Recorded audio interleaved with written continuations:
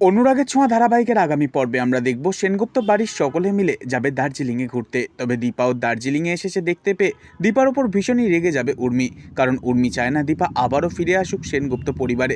দীপার সাথে অসভ্যের মতন আচরণ করতে দেখে ভীষণই রেগে গিয়ে কথা শোনাবে লাবণ্য উর্মিকে।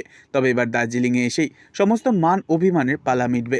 রূপাকে দেখে সূর্য বুঝে যাবে রূপার মা সে আর অন্য কেউ নয়, সে হলো দীপা, এবং লাবণ্য স্বীকার করবে সেদিন হাসপাতালে যমজ সন্তানের জন্ম দিয়েছিল দীপা। সূর্য নিজের ভুল বুঝতে পারবে।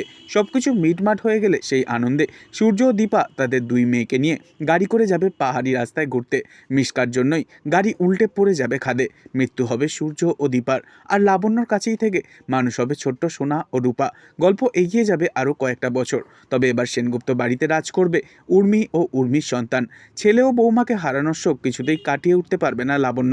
তবে এবার লাবণ্যর বদলে উর্মি রাজ করবে সেনগুপ্ত বাড়ির সমস্ত জায়গায়। তবে গল্পের মেন আকর্ষণ থাকবে এত বছর পরেও সেই অ্যাক্সিডেন্টে আসলে মৃত্যু হয়নি সূর্য ও দীপার। সব কিছু ছাড়াছাড়ি হয়ে যাওয়ার পর আবারও কিভাবে এক হবে সেনগুপ্ত পরিবার, সেই নিয়ে এবার গল্প এগোবে আগামী পর্বগুলোতে। পরবর্তী আপডেট নিয়ে ফিরছি খুব শীঘ্রই। নেক্সট আপডেট পেতে অবশ্যই চ্যানেলটিকে সাবস্ক্রাইব করে সঙ্গে থাকবেন। ধন্যবাদ।